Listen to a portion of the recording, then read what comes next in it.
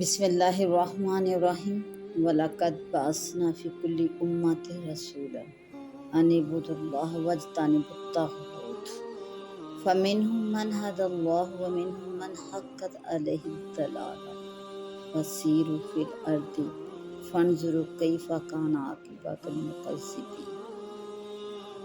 اور ہم نے اٹھائے ہیں ہر امت میں رسول کہ اللہ کی بندگی کرو اور بچو سرکشوں سے۔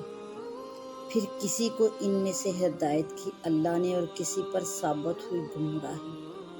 سو سفر کرو ملکوں میں، پھر دیکھو کیسا انجام ہوا جھٹلانے والوں کا۔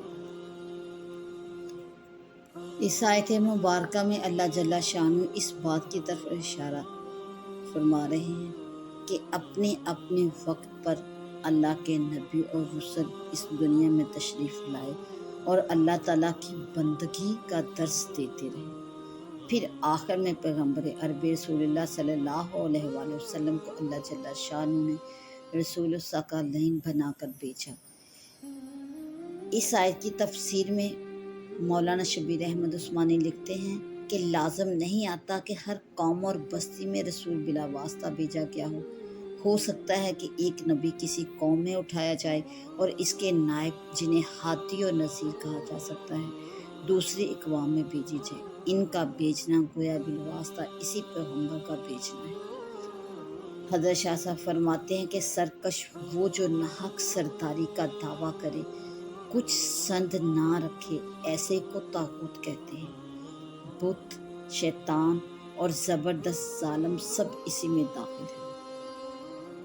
اور جو لفظ طاغوت کے معنوں میں داخل ہے، چاہے وہ انسانوں میں سے ہو یا جنوں میں سے ہو، اگر اس نے اس دنیا سے کوچ کرنے سے پہلے اپنی موت سے پہلے سچے دل سے اللہ کے ہاں توبہ نہ کی، یہ دنیا بھی اس کے لیے جہنم بن جائے گی۔ آخرت تو اللہ جل شانہ نے پہلے ہی جہنم بنا رکھی ہے اس کے لیے۔